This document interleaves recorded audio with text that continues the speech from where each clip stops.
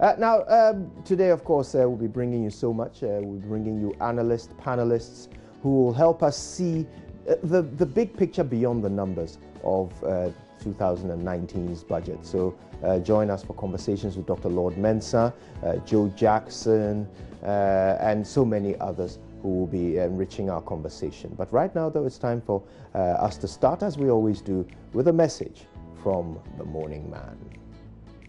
And today I've got an interesting story for you. It's called Decide. A young student was waiting to meet his brother at the airport when he observed a man returning from someplace being met by his wife. Now the man was all smiles as he and his wife kissed and canoodled and giggled playfully.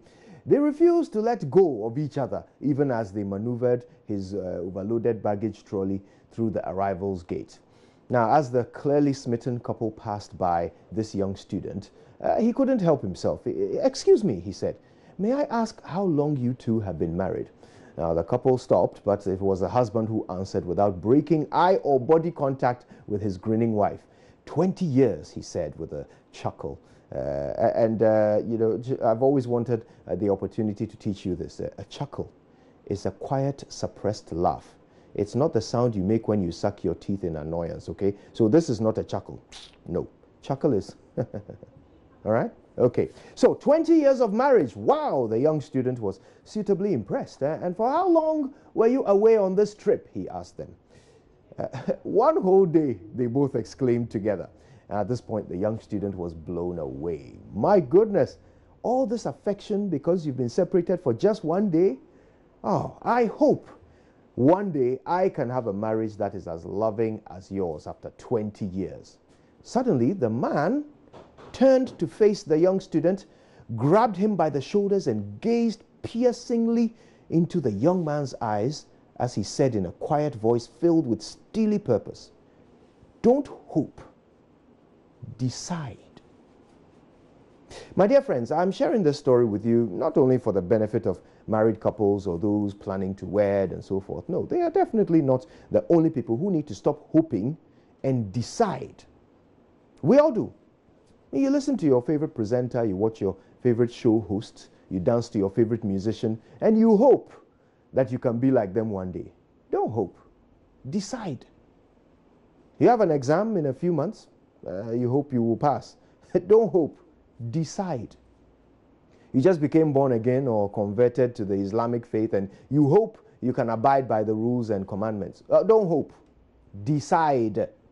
You've been given a project and you hope you can deliver on time. Don't hope. Decide. We all felt a sense of positive movement, you know, when the president, through the Attorney General, finally appointed a special prosecutor. We all felt that it was a sign that Ghana had finally elected a government that genuinely wanted to combat the corruption that has been strangling us since independence. We all hoped that this would put some fear into the hearts of those who raped us all for their personal gain. But almost a year on, and the Office of the Special Prosecutor has done nothing.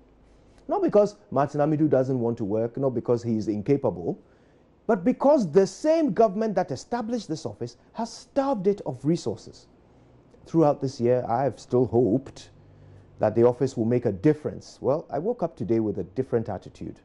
Now, if you are not tired of living in an impoverished, backward nation without a strategy of its own salvation, or even the faintest shadow of a clue how to drag itself out of the 61-year-old pit we have been digging, then I am.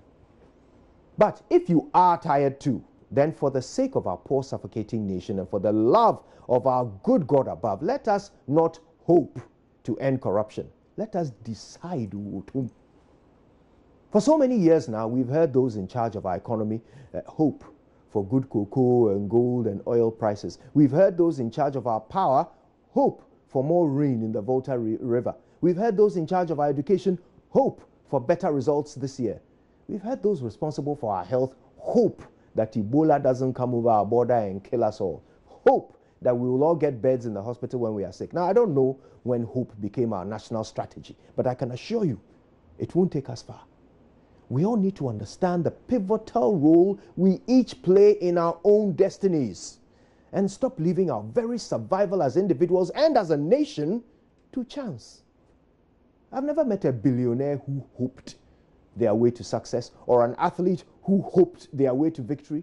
Achievement and progress come to those who decide to make it. They consider all the potential hardships and possible pitfalls that might stand in the way of their advancement, and then they decide to proceed regardless. They decide to make it. And so no matter what comes their way, no matter what shakes their resolve, no matter who pulls them back, they still make it. A decision is a powerful thing. It eliminates all other options.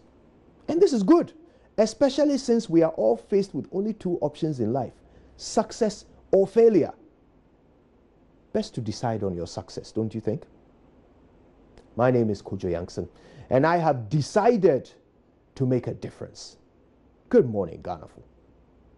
So much more coming, including our live coverage from Parliament. But first, all the headlines from our first bulletin of the day after these.